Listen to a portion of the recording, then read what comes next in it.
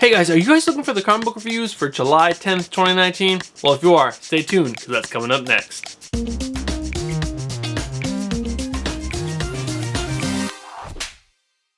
What's up, comic book fans? My name is Bruce Monroe, and welcome back to the channel, and welcome back from our week-long hiatus. I put out a little update video last week because it was July 4th weekend, and I just did not have time to fit in a review episode, but I'm back! We're back, people, and we have a huge week for you this week. We have 13 comic books that I personally picked up, and the amount of books that were on the shelves this week was crazy. There was a lot of good stuff out there for everyone to pick up. And Brian Michael Bendis, please don't do this to us again. You put out, I believe, every single book that you're writing for DC, and that is just a lot for anyone to pick up. Man, my wallet took a pounding this week. It was crazy. That said, DC put out some really great stuff. I have a pretty cool Image book, and then some Marvel books that weren't so hot, but we're going to talk about them all. Let's not waste any more time and jump right into it. So what did I pick up this week? This week, I picked up Batman 74, Batman and the Outsiders number 3, Batman Universe number 1, Detective Comics number 7, Event Leviathan number 2, The Flash 74, Naomi number 5, Young Justice number 7, UnEarth number 1, Avengers number 21, The Amazing Spiderman 25, Venom number 16, and War of the Realms number 1. Wow, guys, that is so many books. So let's not stall any longer. Let's jump into the first book of this week. And the first book up this week, we have Batman number 74. This is written by Tom King and art by Michael Janin. So this is finishing up the little story arc before we jump into the City of Bane. And this was the story of Batman, I should say Thomas Wayne Batman, on a little journey across the desert with his son from a different timeline, Bruce Wayne. And if you read the last issue, you know that they're trying to... Thomas Wayne is trying to resurrect, spoiler, Martha, his wife. I was going to say Martha Kent. So this was another really good story. The art by Michael Janin is just incredible. If you guys have watched this channel at all, you know I'm loving Tom King's run. I'm absolutely loving this book, the way he tells stories, telling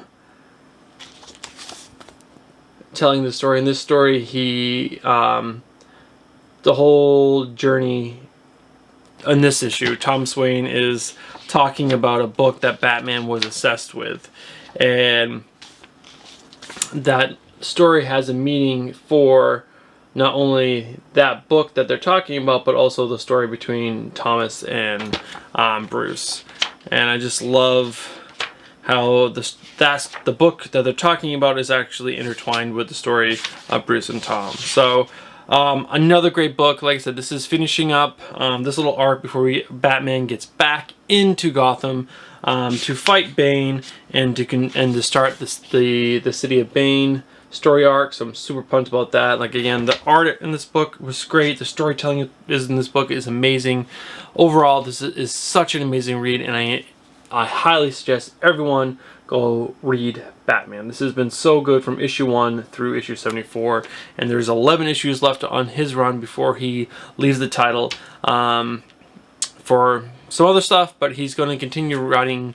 Up next is Batman and Catwoman. So please pick it up. This is not a good jumping in point. Again, it's issue 74. We're so far down this run, but definitely pick this up and trade if you're not reading it already. Alright, so up next we have Batman and the Outsiders number 3. This is written by Brian Hill and art by Dexter Soy. And I have to say, I think the standout thing of this book so far is Dexter Soy's art. It is absolutely incredible. I'm absolutely loving every single page, and the way he draws Batman is just so good. But this issue we see... So in the last issue, Sophia, which is the character that the Outsiders are trying to save and protect from Ra's al Ghul, she was captured, and this is dealing with the aftermath of that. So we see Sophia with Ra's al Ghul and what he's, you know, what he does with people. He like brainwashes them and puts them into his system and tries to make them like, not a slave, but kind of like a slave to him and his goals. And it has Batman training his team of outsiders to be ready to go and save her. So overall, it was a really good read. It had a lot to do for the training side. It had a lot to do with Signal, which is Duke Thomas. I really enjoy that character. And, you know, it's building trust, because right now these outsiders really don't trust each other, so Batman's trying to help them build that trust. And we see Ra's al Ghul trying to break Sophia down so he can, you know, be in control of her. Yeah, it was a really solid book. I'm really interested to see where this book goes. Yeah, solid book. Issue number 3, not the best jumping in point, but it's not too hard to pick up the previous 2 issues, so I would highly suggest you guys go pick this book up. Alright, next we have a number 1 issue, this is Batman Universe, written by Brian Michael Bendis. So this is the first of the 5 Brian Michael Bendis books I have, and this is art by Nick Darrington. Yeah, this was a fun read. So this is Brian Michael Bendis' first Batman story that he's ever done for DC. And the art is really fun. Deals with this whole story with the Riddler, but you find out that the Riddler's not acting on his own. He's like doing someone else's bidding, and so Batman's trying to find out who that is. There's a lot of back and forth between Alfred and Batman in this. It was a fun read. I'm excited to see where this goes. Oh, and there's a whole interaction between Ginny Hicks, which is Jonah Hicks' great granddaughter, and Batman, which was really fun. I'm actually really enjoying that character, which I believe Brian Michael Bendis created. If not, if I'm wrong, let me know down in the comments below. But yeah, I'm loving her as a character, and the fact that he's putting her in this book, I mean, which makes me think he is the creator of that character. It makes sense. But yeah, she wasn't like scared of Batman at all. She was just like, you know, giving it to him, and she doesn't give him all the information that he was looking for.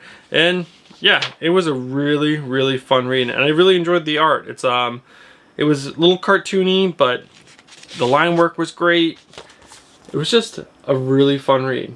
I would definitely highly suggest you guys pick this up. It's Brian Michael Bendis. It's Batman. You know I'm going to suggest you guys pick this up. And like I said, it's number 1. It's jumping in point, people. Get down to the store and pick that book up. Alright, next up we have Detective Comics number 1007. So this is picking up the Spectre story arc from the previous book. Again, like in that book, I was talking about how, my last review, was talking about how it felt like it was like from the 90s, like the writing. Oh, sorry, this is written by Peter J. Dasami and art by Kyle Hotz, H-O-T-Z. And it kind of felt like I was reading like a Spawn book from like the 90s, like the mid-90s, late 90s. And this cuts up with that trend between the artwork and the writing. It was fun. Wasn't the best book in the world, but I enjoyed the Spectre. There was like we actually got some backstory to the Spectre and his whole connection with was it Peter Corrigan? No, James Corrigan, which is the body that he needs to survive on this planet and be able to deal out his justice. And yeah, overall it was a really fun read. I don't know if this is going to continue or if this was just like a 2-story arc. Let me flip to the end and see if I can remember. Sorry, I read 13 books today, and there was just a lot of reading.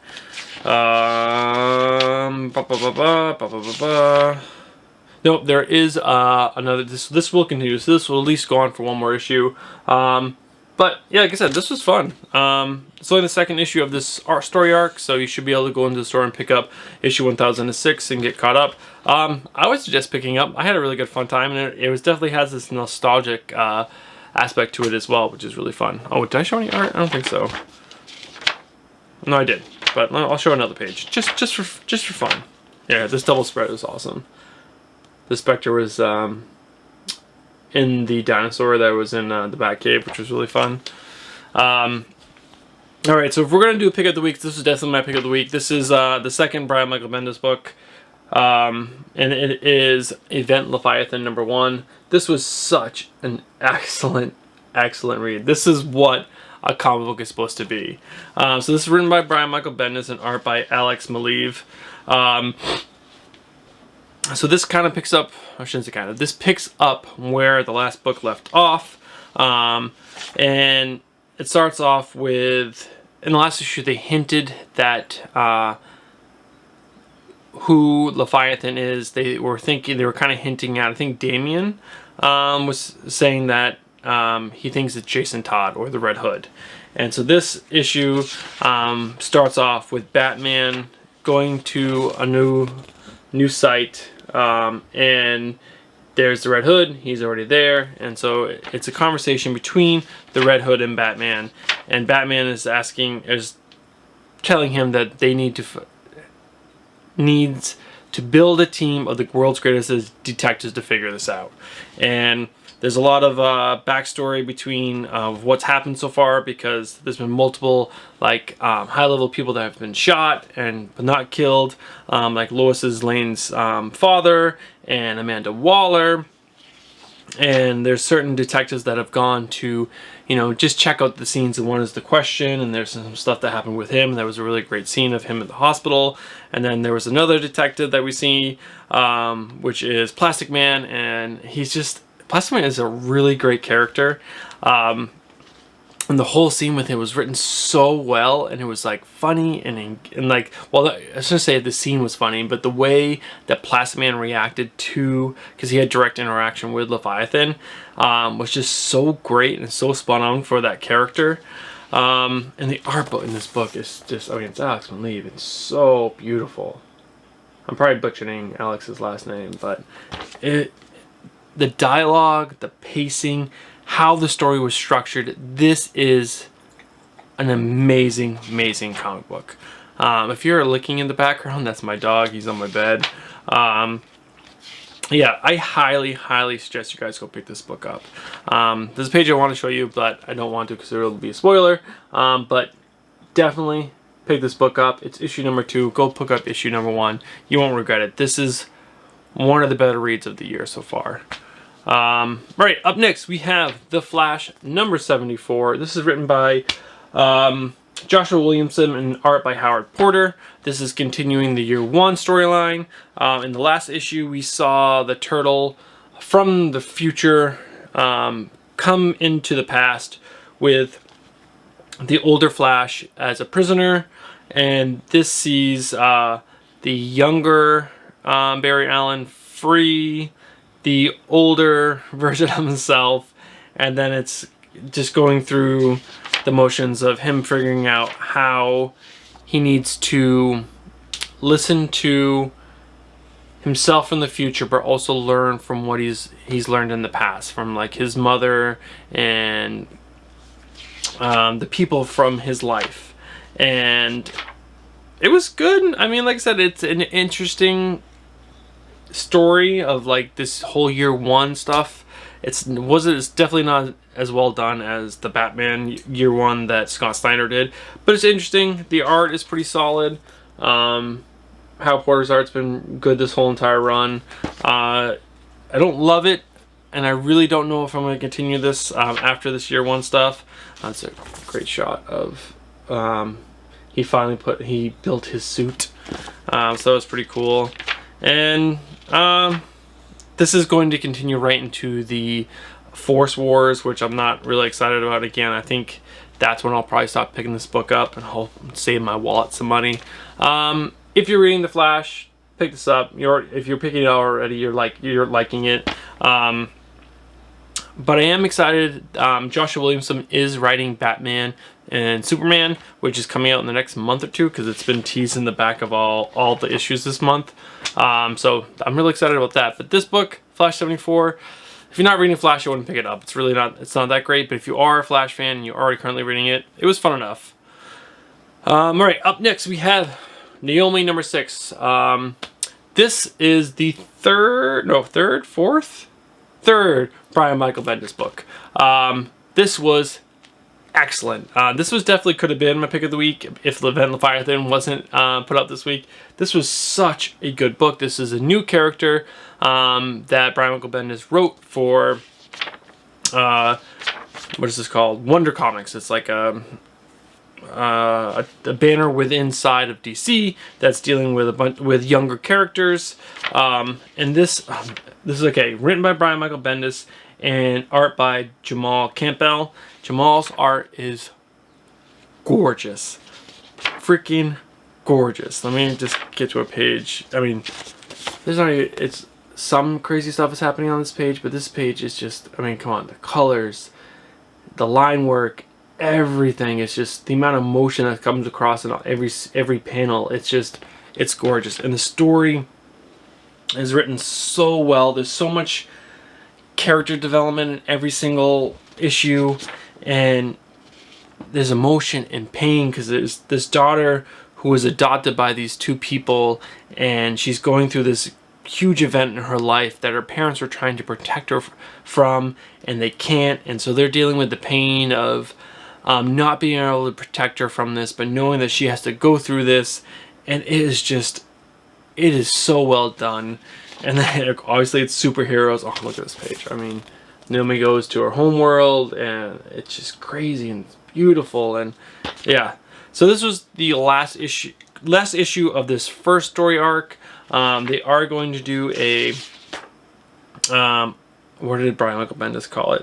I forgot what he called it. The story continues in the pages of DC and Naomi #2. Right down there at the bottom. Will it focus? Yeah.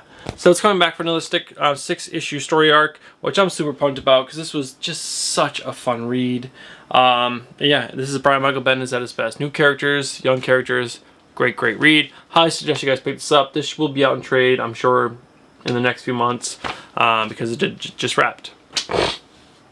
All right. So this next book, I believe in my last review I said I was going to stop picking it up, but so this is another Brian Michael Bendis book. This is Young Justice #7, written by Brian Michael Bendis, and I'm just going to put the list of artists on screen because I think there's like 5 or 6 of them.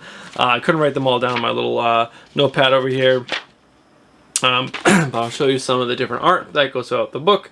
So in the last issue of Young Justice, we saw our Young Justice team get thrown from Gem World into the multiverse. And so they land on one planet and they realize they're wrong, and they're basically the whole issue bouncing from multiverse to multiverse trying to get home. And they went through some really fun ones. This one, they were in the Captain Carrot universe, and Impulse was loving it. Everyone else just wanted to go home. And then the most interesting one is they landed on a planet with, it looks like, so we got older Superman, we got Power Girl, Wonder Woman, Red Robin, and Green Lantern, but it's kind of like the older Hal Jordan, I can't think of his name, almost like the Kingdom Come Superman and Green Lantern. But yeah, this was actually kind of interesting. There's a scene where we see that this older Superman, like Kingdom Come Superman, is not that nice, but everyone was kind of sucking up to him, even though after they found out about this, which I thought was pretty odd. And there was the sons and daughters of the Bat were coming down to fight Power Girl, Red Robin, the older Superman, Wonder Woman, and who's the other character? Oh yeah, Green Lantern, and which makes it kind of seem like if this group of superheroes was maybe evil, but they were doing good. I don't know. It was kind of confusing, but overall it was a fun read. It was much better than the last couple of Young Justice books, so I'm probably gonna continue picking this book. I love the character so much. It's Brian Michael Bendis. I'm just hoping this is really gonna get a lot better. This is not his best work for sure, but I'm enjoying it enough that it gets suckered to pick up. And I mean, this cover is just crazy good. Love this cover. Yeah, it's a variant cover. Alright, so this is the one indie book I picked up. It's an Image book. It's called UnEarth #1. This is a wacky story. We follow a group of doctors that are in Mexico, and they're following up on this disease that is affecting this people, and it's like quarantine, and they're going to check up with this other doctor that was there, and they get there and they see all these people in medical beds, and then the kid that was showing them around was like, yeah, this is not even the worst part. And then they walk into this one room, and yeah, there's like bodies twisted up, and it's like crazy, and they got this over here. So there's some disease spreading around the earth, and I guess we're trying to combat it, and there's like these creatures and beings, and I think it must have some kind of alien twist to it, because that's the only thing I can think of. Like, check out this page. Oh yeah, I forgot to write who this is by. This is written by Colin Bunn and art by Kyle Stram.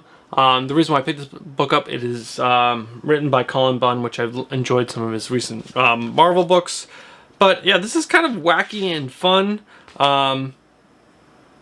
And I also,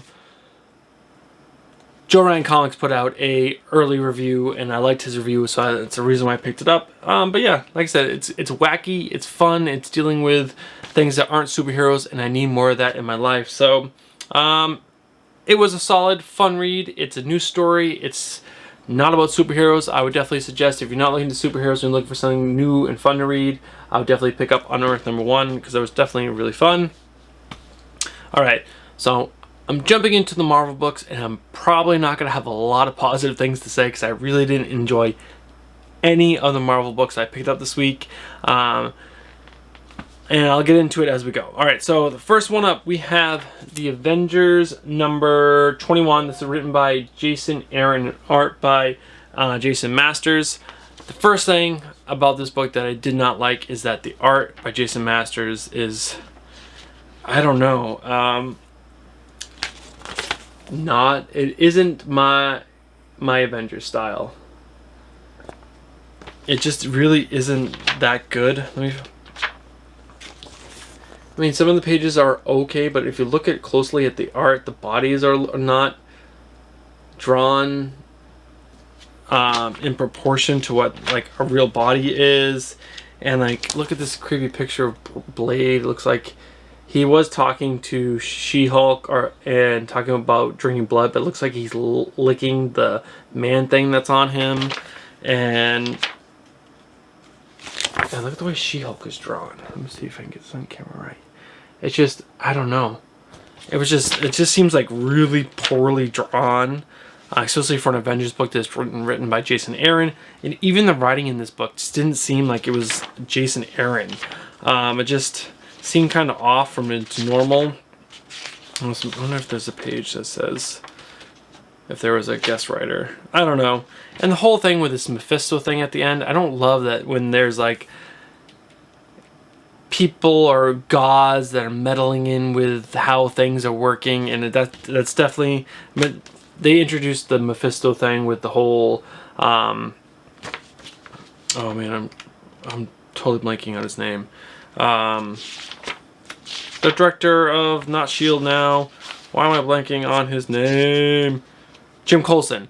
And Squadron Supreme, because they totally hinted at Mephisto is twisting Coulson into doing what he wants to happen, and it's all gonna be bad things. And obviously, it's not gonna be Coulson's fault. It's gonna be Mephisto, and I don't know. That just seems kind of been there, done that before. Why couldn't they have done something else? So definitely a weak issue, but it's like what, the first week issue in 21 books, so there's got to be one out of 21 books. So I would suggest skipping this book. It's right after World of Realms wraps. Definitely not worth the $3.99 in my opinion. I would wait until 22 comes out, and then we're probably starting a fresh new arc and jump back in then. Alright, so up next we have the Amazing Spider-Man 25. Can I get to this? Come on, Bruce, do this right. There we go. The Amazing Spider-Man number 25. So I don't have a lot of positive things to say about this book. I don't want to stress too much on it. One of the things that annoyed me about this book is when I first picked it up, I noticed it was super thick and I got super excited, but then I looked down at the cover price, $7.99, which is, if books are already kind of expensive at $3.99, and then when you pick up a normal issue Spider-Man book and you see $7.99, you expect something great, something fun, something that's really going to be worth the money. And after reading this book, it was everything but that. So this is written by Nick Spencer, and there's a bunch of artists on this book to help fill out this issue. I'll put those names below, but overall, the story overall just really wasn't that engaging to me. We were wrapping up still some elements from The Hunt with the Lizard, which I found boring. There's a whole story with Mary J. Watson and her wanting to be an actress again, and how Nick gets her from where she is to wanting to be an actress again. I thought was like kind of weird, and I don't find her character that strong as an actress. When she was working as Tony Stark, as the head of his team, her character had a lot more depth and she was much more interesting. She wasn't in Spider-Man a lot. It was that was mainly happening in the Iron Man book, but why not just carry that over into here and keep her character strong and like has a big voice? Maybe he has ideas that's gonna make me regret the words and eat my words, but man, that was not where I thought this book was gonna go. And yeah, a lot of the art in this book was just not that great. There were some cool moments. There was a flash of Spider-Man 2099, which I'm pretty pumped about because he's a fun character. But there's this whole story with Jonah J. Jameson and like this weird like villain. I don't even know if he's a villain yet, but like he had to deal with a color spectrum, and he was like shooting them with like colors, and they had like these little color gremlins. I don't know. Some of the stuff they're doing with him is like so whack, but there was some Umberto Ramos artwork in there, which was fun. So I don't know. I don't want to harp on this too much, but personally, I think Marvel does it dirty on this. $7.99. I definitely would not suggest anyone pick this book up. It was not a total waste of my money, but it was not a good comic book. I did not enjoy it. So let's not talk about it any longer. Skip Spider-Man 25, save your $8, and wait for next week. That or go pick up some Brian Michael Bendis books from this week, because those are great. Alright, and we got 2 books left. We have Venom, number 16. So this is written by Donny Cates. So Donny Cates is finally back on the book, and art by Juan Gideon. And this was an okay book. So Juan's art is definitely not my favorite. I was really hoping the original artist that was writing with, that were working with Donny Cates, I can tell you in 2 seconds who that is. That is Joshua Cassara. He did the cover, and he was on this at the start of the Venom run, and I absolutely love his art. So I hope he comes back on future issues, because this is more of just kind of like a setup issue where Out of War of the Realms was kind of wrapping up anything from there and getting us back on track, getting us ready for the big Carnage War. So, okay story, nothing great. Some, like I said, just getting us back into Donny Cates and his story, his kind of storytelling. Still dealing with Dylan, Eddie Brock's son, and it was just kind of, the symbiote is not attached to Eddie Brock right now, but he still feels it in him, and it's kind of him still trying to become his own man, because he separated from the symbiote because he always felt like he depended on it. He wanted, and the symbiote lied to him, and so he's trying to find himself again. So it was about Eddie trying to find himself again, and it was a good read. It wasn't the best, but if you're looking to get back into Venom, this is Donny Cates. It's going to get great, and I cannot wait for the whole Carnage War. Which is not called Carnage War. I'll put that up on screen what the actual crossover event's going to be, but it's going to be epic. Alright, last up, I wish I didn't pick this book up, but this is War of the Realms Omega, number 1. So this is basically 4 short stories that are basically like setting up 3 new books, I believe. And kind of just wrapping up some stuff from War of the Realms. So this book is setting up Valkyrie, or Jane Forrester Valkyrie, which is going to be a new ongoing. There is the new Loki ongoing, and there is the Punisher book, which I'm not remembering off the top of my head. It's going to be called Punisher Kill Crew. And so Jane Forrester her story is going to be about so all the Valkyries died in the War of the Realms, and so there's no Valhalla. There's no place for God's souls to go once they died. And in this issue, it sets up her becoming the new Valkyrie, which I thought was really cool. And it's been teased for a while. If you've been following comic book news at all, you know this is was coming. If you read War of the Realms, you knew it was coming. So no spoilers, or if it is, I'm sorry, I'm spoiling it now. So that was pretty cool. I'm excited for that. It's gonna be written by Jason Aaron, so you guys know I'm on board. I'm a Jason Aaron fanboy. The next was just setting up the new Loki book, which is, I guess, gonna be fun. I'm not a huge Loki fan. The art in this book was pretty good. So that was okay. The Kill Crew, I'm probably gonna skip that, especially if it's gonna be this artist. That's definitely not my kind of art. And I like some Punisher stuff, but I usually find him pretty boring. He's not a character that grows or changes. He's just like the same guy. And I like characters that grow and change with time and events, and that's the opposite for him.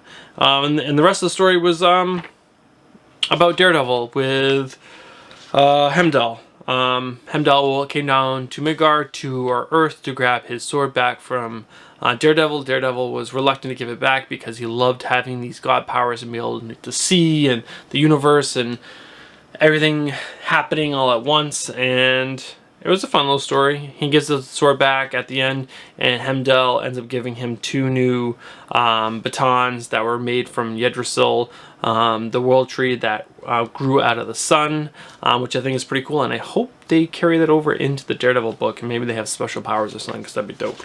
But overall, again, a book I wish I didn't pick up. But I saw Jason's Aaron names on the cover, and I wish I would have looked a little deeper, because this was actually partially written by Jason Aaron. This is written by Jason Aaron, Al Ewing, Dale Kibblesmith, and Jerry Duggan, and a bunch of artists again as well, an artist for each story. And I'll make sure all those names are up on the screen. But I would skip this because the stories weren't all that interesting, and it's probably just gonna be better to pick up those newer ones when they come out. But maybe if you're into War of the Realms, you'll be into those. So that's it for the week, guys. I am sorry if I feel a little tired. As of right now, it is midnight, well past my bedtime. I'm usually in bed by 10:30 at this point. But I wanted to get this I wanted to get this episode done for you guys. So it's all done. We're wrapped. As always, guys, if you guys like today's content, make sure you smash that like button. And if you guys are not subscribed, please get subscribed. It would help support the channel, and I would greatly appreciate it. And yeah, that's going to be it. There is some new content coming up. Like I said, I have my top 5 coming up. I'm probably going to put that out next week. And I'm going to be reviewing Spider-Man Far From Home with my wonderful girlfriend Stephanie this weekend. So watch out for that next week as well. And yeah, that's going to be it. All right, guys. As always, thanks so much, and I'll see you guys in the next one. Peace.